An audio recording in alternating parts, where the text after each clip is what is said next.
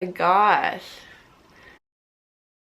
Hey guys, it's your girl Savannah, and today I actually have a pretty cool video idea, guys. And can you guess what that is from the title? Yes.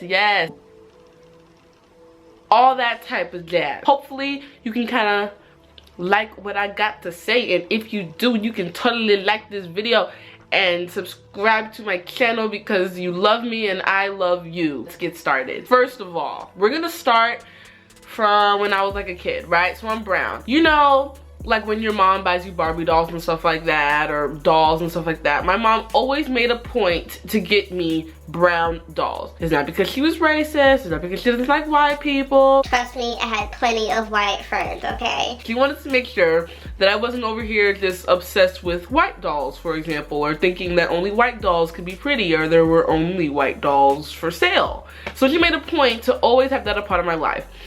Along with natural hair. I've always had natural hair. My mom always did my natural hair. I was never forced into getting perms. I actually have my natural hair under this hair right here. To be honest, you're probably like, wait, Savannah, so like... What was the progression? When I moved to Texas, I was going through puberty, all right? And yes, I went through the awkward stage.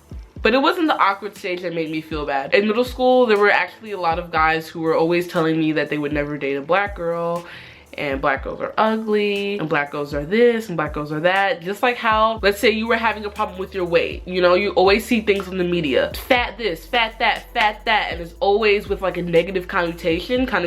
That's how I felt in middle school about being brown. So you can put this in your own sort of perspective if you need to, in order to make it relatable to you. So I kind of went through this phase where it's like, oh my gosh, you know, no one likes my skin. And then I just kind of got over it. It was kind of like, whatever. I don't need you to tell me that I'm worth your time, because I know that I'm bad all by myself. Whether it be self-hatred, eating disorders, cutting, depression, anxiety, like whatever the situation was for you or for these other people, like I saw it, I understand. For me, it was a matter of, let me rationalize this and make this a logical argument to why I should hate myself. And there wasn't one instance in my life where I could seriously sit down and logically, intellectually validate hatred towards myself. And that's when I was like, okay, this doesn't make any sense. I'm smart. I think I'm pretty cool. People like hanging out with me. Since there was no logical reason for me to hate myself and to let other people's emotions and opinions affect how I felt about myself, I just didn't let it affect me to the point where it was an actual problem. Because if you're saying, oh, well, I don't like this about me, well, guess what? There's always going to be something you don't like about yourself. There's always going to be somebody who's richer, smarter, taller, thinner, bigger, thicker, whatever, you know what I'm saying? Shorter. There's always that. Oh, well, I can't do this, so I don't like myself. Okay, how do you fix that? Let's make a plan. Let's say you want to be more fit. Take time out of your life to become what you want to be. And then with time and persistence and perseverance, you'll become fit. So there's no reason to lack confidence because you're not fit, because you can easily change that. Those are things that you control. That's when it's not necessarily a thing of confidence, but a thing of not laziness. I don't want to say laziness, because I feel like that's really bad. I don't know what the word is. But you have to put into the world that this is what I want for myself, and then take the actual steps to do that.